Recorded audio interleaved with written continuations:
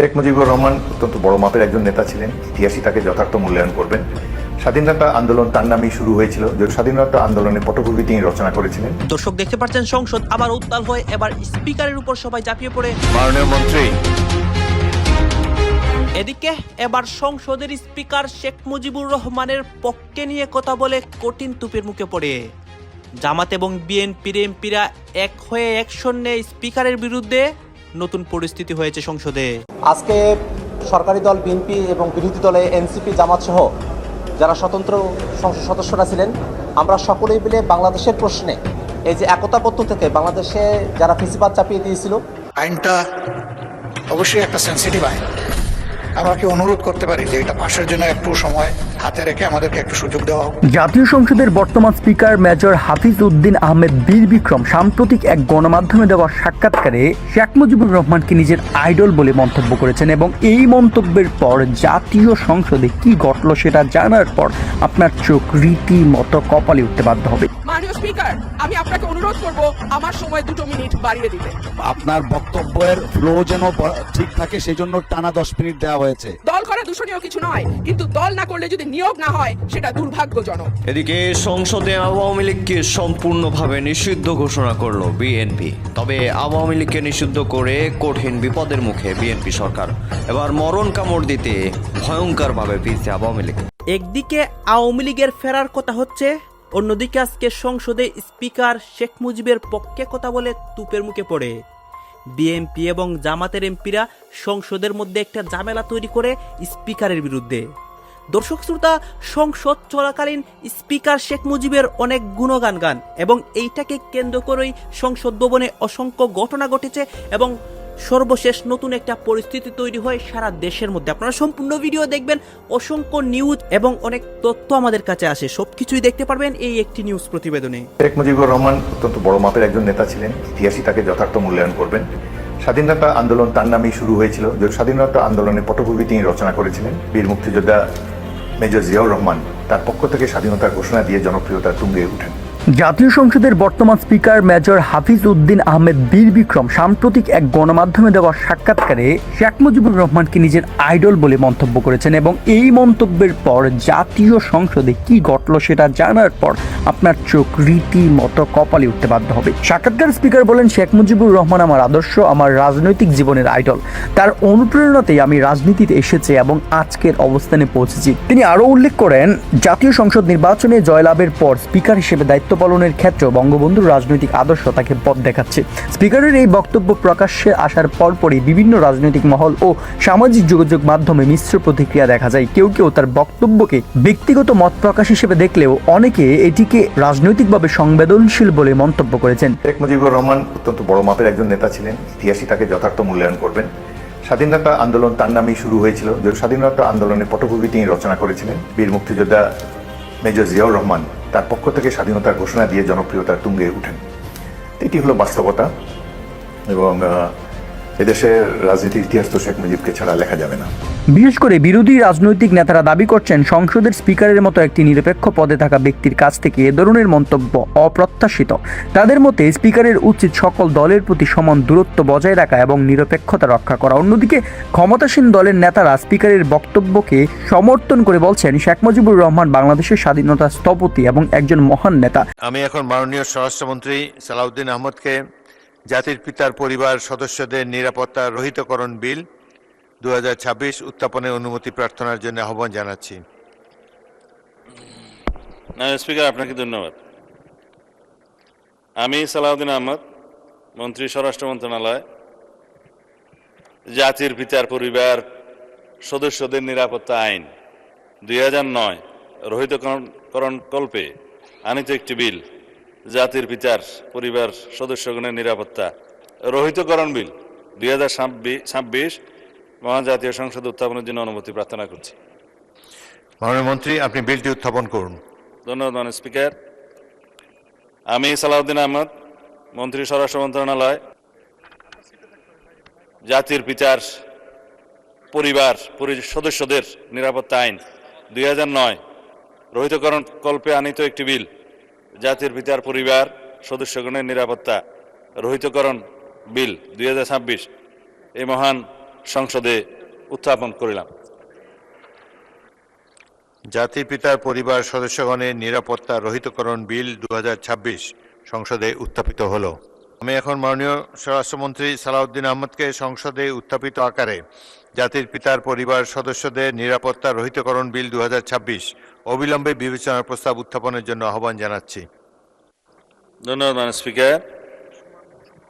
আমি সালাউদ্দিন আহমদ, মন্ত্রী স্বরাষ্ট্র মন্ত্রণালয়, প্রস্তাব করছি যে জাতির পিতার পরিবার সদস্যগণের নিরাপত্তা আইন 2009 রহিতকরণ কল্পে আনিত বিলটি জাতির পিতার পরিবার সদস্যগণের নিরাপত্তা রহিতকরণ বিল 2026 অবিলম্বে বিবেচনার্থে গ্রহণ করা হোক। সংসদের সামনে প্রশ্ন হচ্ছে, সংসদে উত্থাপিত আকারে জাতির পিতার পরিবার সদস্যদের নিরাপত্তা রহিতকরণ বিল 2026 অবিলম্বে বিবেচনার জন্য গ্রহণ করা হোক। যারা এই প্রস্তাবের পক্ষে আছেন তারা হা বলুন, যারা এই প্রস্তাবের বিপক্ষে আছেন তারা না বলুন। আমার মনে হয় হা জয়যুক্ত হয়েছে, হা জয়যুক্ত হয়েছে, হা জয়যুক্ত হয়েছে। অতএব সংসদ উত্থাপিত আকারে জাতির পিতার পরিবার সদস্যদের নিরাপত্তা রহিতকরণ বিল 2026 অবিলম্বে বিবেচনার জন্য গৃহীত হল। মাননীয় সদস্যবৃন্দ, বিলটির উপর দফাওয়ারি কোনো সংশোধনী নেই। আমি এখন বিলের দফাগুলো সংসদের সামনে পেশ করছি। সংসদের সামনে প্রশ্ন হচ্ছে, বিলের 2 ও 3 এ বিলের অংশ হিসাবে গ্রহণ করা হোক। যারা এই প্রস্তাবের পক্ষে আছেন তারা হা বলুন, যারা এই প্রস্তাবের বিপক্ষে আছেন তারা না বলুন। আমার মনে হয় হা জয়যুক্ত হয়েছে, হা জয়যুক্ত হয়েছে, হা জয়যুক্ত হয়েছে। অতএব বিলের দফা 2 ও 3 বিলের অংশ হিসাবে গৃহীত হল। বিলের 1 দফা বলবৎকরণ দফা, প্রস্তাবনা, প্রবর্তন এবং শিরোনামা এই বিলের অংশ হিসাবে গ্রহণ করা হোক। যারা এই প্রস্তাবের পক্ষে আছেন তারা হা বলুন, যারা এই প্রস্তাবের বিপক্ষে আছেন তারা না বলুন। আমার মনে হয় হা জয়যুক্ত হয়েছে, হা জয়যুক্ত হয়েছে, হা জয়যুক্ত হয়েছে। আজকে সরকারি দল বিএনপি এবং বিরোধী দলে এনসিপি জামাত সহ যারা স্বতন্ত্র সংসদ সদস্যরা ছিলেন, আমরা সকলেই মিলে বাংলাদেশের প্রশ্নে এই যে একতাবদ্ধ থেকে বাংলাদেশে যারা ফেসিবাদ চাপিয়ে দিয়েছিল, যারা বাংলাদেশে গণহারে হত্যা, গণহত্যা, মানবতা বিরোধী অপরাধ করেছিল, তাদের বিষয়ে যে আমরা একটা ঐক্যবদ্ধ সিদ্ধান্তে আসতে পেরেছি, এটা বাংলাদেশের জন্য একটা অর্জন বলে আমরা মনে করি। এবং আমরা মনে করি যে এই বাংলাদেশটাকে আওয়ামী লীগ এবং ফেসিবাদ উত্তর সময়ে নতুন করে গঠন করার ক্ষেত্রে সরকারি দল এবং বিরোধী দলের যে একতাবদ্ধ থেকে যে ভূমিকা, সেই ভূমিকার ক্ষেত্রে এটাও একটা মাইলফলক হিসেবে থাকবে। আমরা অতীতে যখন অন্তর্বর্তীকালীন সরকারের সময়টাতে আন্দোলন করেছিলাম, সেই আন্দোলনের প্রেক্ষাপটে আওয়ামী লীগের কার্যক্রমকে নিষিদ্ধ করা হয়েছিল। তারই প্রেক্ষাপটে আমরা দেখেছি যে তাদের নিবন্ধনকেও বাতিল করা হয়েছে, তারা নির্বাচনে অংশগ্রহণ করতে পারেনি। সামনে আবার স্থানীয় সরকারের নির্বাচনগুলো হতে যাচ্ছে।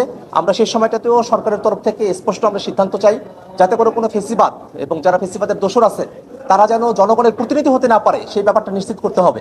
সেক্ষেত্রে একটা বিষয় মনে রাখা প্রয়োজন, অনেকে আওয়ামী লীগের যারা আছে তাদের পক্ষে নিয়ে বিনিয়ে কথা বলার চেষ্টা করে, কিন্তু আমরা বিগত সময় ধরে খেয়াল করে দেখেছি যে এই আওয়ামী লীগ বাংলাদেশের হাজার হাজার মানুষকে হত্যা করেছে, ছোট ছোট শিশুদেরকে হত্যা করেছে, মানুষদেরকে গুম করে রেখেছে, খুন করেছে, গণহত্যা চাপিয়ে দিয়েছে, মানবতা বিরোধী অপরাধ করেছে, পিটিয়ে পুড়িয়ে মানুষকে মেরেছে। সে আওয়ামী লীগ 2 বছরের মতো সময়কাল হতে চললো সেই 24-এর অভ্যুত্থানের পর থেকে এখনো পর্যন্ত আওয়ামী লীগের পক্ষ থেকে কোনো অনুশোচনা আমরা খেয়াল করি নাই। আওয়ামী লীগের তাদের এই যে অনুশোচনাবিহীন থাকা, তাদের আসলে এটা স্বভাবজাত একটা বৈশিষ্ট্য। আওয়ামী লীগ বাংলাদেশের মানুষদেরকে স্বাধীনতা যুদ্ধের পরেও যারা তাদের বিরোধী দলে ছিল তাদেরকে খুন করেছিল হাজার হাজারে, এবং পরবর্তীতে তারা বাকশাল কায়েম করেছিল, এবং পরে 2009 ক্ষমতায় এসে তারা ফেসিবাদ কায়েম করেছিল। সেই ফেসিবাদ কায়েম করার মধ্য দিয়ে বাংলাদেশের গণতন্ত্রের পথকে তারা রুদ্ধ করে দিয়েছিল। বাংলাদেশের সংবিধানে এমন ধরনের বিষয়বস্তু তারা অন্তর্ভুক্ত করেছিল যার মধ্য দিয়েও এখানে আওয়ামী লীগ ফেসিবাদের বাইরে আর কারো এই রাষ্ট্র ক্ষমতায় বৈধভাবে আসার আর কোনোরূপ কোনো বা শান্তিপূর্ণভাবে আসার কোনোরূপ উপায় তারা রাখে নাই। এমত অবস্থায় আজকে সরকারি দল এবং বিরোধী দল আমরা সকলে মিলে আওয়ামী লীগের কার্যক্রম নিষিদ্ধ থাকার যে আইন এবং জুলাই যোদ্ধাদের সুরক্ষার জন্য যে আইন আমরা সর্বসম্মতিকভাবে পাশ করতে পেরেছি, এটা বাংলাদেশের জনগণ আমাদেরকে যে ম্যান্ডেট দিয়েছিলেন তাদের প্রতি একটা শ্রদ্ধাবোধের জায়গা বহিঃপ্রকাশ হিসেবে আমরা এটাকে দেখছি। জুলাই যোদ্ধাদের সুরক্ষার বিষয়ে আমাদের এমপি হাসনাত আবদুল্লাহ তিনি আসলে এনসিপির যে অবস্থান সেটা তিনি ব্যাখ্যা করেছিলেন। আমরা যে আইনটি আজকে পাশ করা হয়েছে আমরা সেই আইনটির পক্ষে, কিন্তু সেই আইনে মানবাধিকার যে কমিশন, সেই কমিশনকে একটা দায়িত্ব দেওয়া হয়েছে তদন্ত করার জন্য, কিন্তু মানবাধিকার কমিশন নিয়ে যে আইনটি আছে সেই আইনটাকে আসলে দুর্বল করে ফেলা হচ্ছে। অর্থাৎ মানবাধিকার কমিশন নিয়ে যে অধ্যাদেশটি আছে সেই অধ্যাদেশটি অটোমেটিক্যালি ল্যাপস করার একটা প্রস্তাবনা সরকার দলের তরফ থেকে আছে। যদি তেমনটাই হয়ে যায় সেক্ষেত্রে মানবাধিকার কমিশন একটা দুর্বল একটা প্রতিষ্ঠান হবে। যে দুর্বল প্রতিষ্ঠানের হাতে যদি এই তদন্তের কার্যভারটা থাকে তাহলে সেটা সরকার নিয়ন্ত্রিত বেশি হবে, সেটা একটা অটোনোমাস বডি হিসেবে সেটার ফাংশনালিটি কমে আসবে। এই কারণে আমরা মূলত এই আইনের বিরুদ্ধে না, এই আইনে যে মানবাধিকার কমিশনকে দায়িত্ব দেওয়া হয়েছে সেই মানবাধিকার কমিশনকে শক্ত রাখার জন্য, স্ট্রং রাখার জন্য, একটা নিরপেক্ষ মানবাধিকার কমিশন করার জন্য যে অধ্যাদেশটা করা হয়েছে সেই অধ্যাদেশটা যাতে অটোমেটিক্যালি ল্যাপস না করে সেটাকে পাশ করা হয়। আমি আপনাদেরকে একটা কথা সবসময় বলি না, সাপের বাচ্চা কখনো মানুষ হয় না। সাপের বাচ্চাকে যতই আপনি মানুষের সাথে রাখার চেষ্টা করেন, সাপের বাচ্চা সবসময় সাপ থাকে। বাংলাদেশের একমাত্র সাপের বাচ্চা কে সেটা আপনারা নিশ্চয়ই জানেন, আমার ভিডিওতে অনেকেই দেখেছেন। এই সাপের বাচ্চা বাংলাদেশ আওয়ামী লীগের মতো দলকে নিষিদ্ধ করে দিয়েছে একটা কালো আইন প্রবর্তন করে। বাংলাদেশের মতো জায়গায় বাংলাদেশ আওয়ামী লীগ নিষিদ্ধ, এটা অনেকটা রূপকথার গল্পের মতো হয়ে গেল না? ডক্টর ইউনূসের অন্তর্বর্তীকালীন সরকারের জারি করা সন্ত্রাস বিরোধী সংশোধন অধ্যাদেশ বিএনপি এবং জামায়াত জাতীয় সংসদে অনুমোদন দিয়ে এখন আইনে পরিণত করেছে।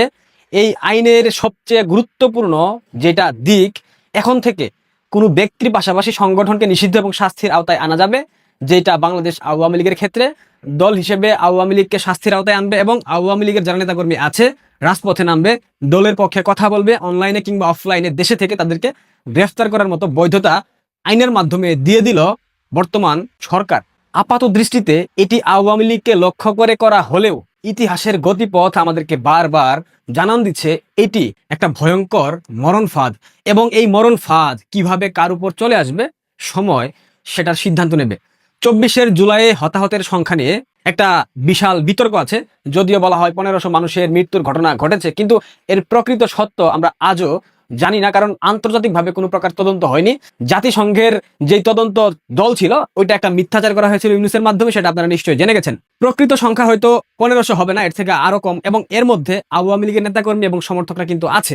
আওয়ামী লীগকে যদি এই ঘটনার দায়ে নিষিদ্ধের কথা বলা হয়, তবে 30 লক্ষ মানুষের রক্তে রঞ্জিত জামায়াত ইসলামী কেন নিষিদ্ধ হবে না? তারা তো 71-এর প্রমাণিত গণহত্যাকারী হিসেবে এখনো বহাল তবিয়তে বাংলাদেশের রাজনীতি করতেছে।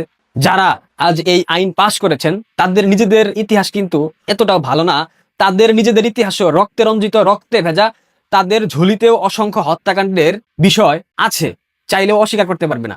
মাননীয় স্পিকার, আমি আপনাকে অনুরোধ করব আমার সময় 2 মিনিট বাড়িয়ে দিতে। আপনার বক্তব্যের ফ্লো যেন ঠিক থাকে সেই জন্য টানা 10 মিনিট দেওয়া হয়েছে।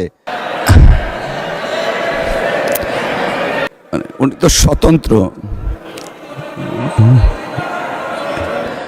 আচ্ছা ঠিক আছে, 1 মিনিট দেওয়া হলো আপনাকে।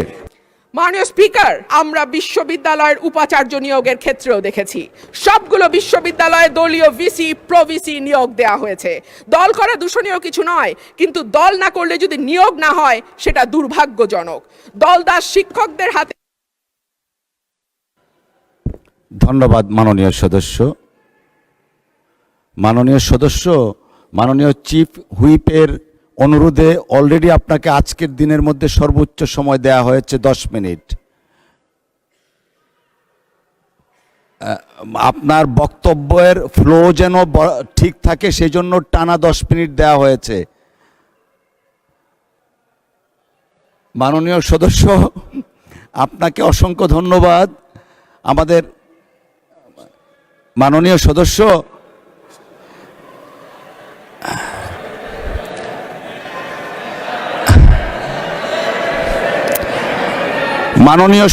আপনি দয়া করে বসুন।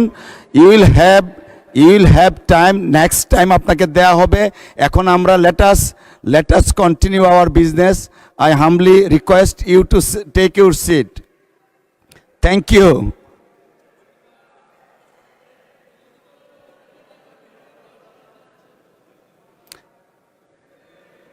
উনি তো স্বতন্ত্র। আচ্ছা ঠিক আছে, 1 মিনিট দেওয়া হলো আপনাকে। মাননীয় স্পিকার, আপনাকে অসংখ্য ধন্যবাদ। মাননীয় স্পিকার, রাষ্ট্রপতির ভাষণে উঠে এসেছে অলিগার্কিক কাঠামো ভেঙে জনগণের অংশগ্রহণ নিশ্চিত করা, বিনিয়োগ নির্ভর অর্থনীতি তৈরি করা। আশা করব আগামীতে সালমানের জায়গায় সাইফুর এসে বসবে না। আশা করব বিনিয়োগ বান্ধব পরিবেশ তখনই হবে যখন আমরা আমলাতান্ত্রিক জটিলতা কমিয়ে বিদ্যুৎ গ্যাসের নিরবচ্ছিন্ন সরবরাহ নিশ্চিত করতে পারবো, ঘুষ দুর্নীতি কমিয়ে একটা ওয়ান স্টপ সার্ভিসের ব্যবস্থা করতে পারবো। দর্শক আপনারা তো দেখলেন এখানে কি কথা হচ্ছে, অনেকে কিন্তু অনেক কথা বলতেছে, অনেকে আলোচনা করতেছে, অনেকে সমালোচনা করতেছে। বিশেষ করে এখানে আমরা দেখতে পাচ্ছি যে সংসদ অধিবেশনের বিষয়ে অনেক কথা হচ্ছে এবং সংসদের ভিতরে অনেক এমপিরা অনেক বক্তব্য দেয়। বিশেষ করে স্বরাষ্ট্রমন্ত্রী কিন্তু বাজেট বিষয়ে বা অনেক বিষয় নিয়ে কথা হয়। গাইজ এই বিষয়গুলো দেখে এবং দেশের রাজনীতির প্রেক্ষাপটগুলো নিয়ে আপনার মন্তব্য কি, আপনার গুরুত্বপূর্ণ মন্তব্যটা অবশ্যই আপনারা আমাদের কমেন্ট বক্সে লিখে যাবেন। সর্বশেষ আপনাদের কাছে আমাদেরকে রিকোয়েস্ট থাকবে আপনারা আমাদের চ্যানেলে নতুন দর্শক হয়ে থাকলে চ্যানেলটি সাবস্ক্রাইব করবেন এবং পাশে থাকা বেল বাটনটি বাজাবেন যাতে করে নেক্সট ভিডিওটা সবার আগে আপনাদের কাছে পৌঁছে যায়। ধন্যবাদ।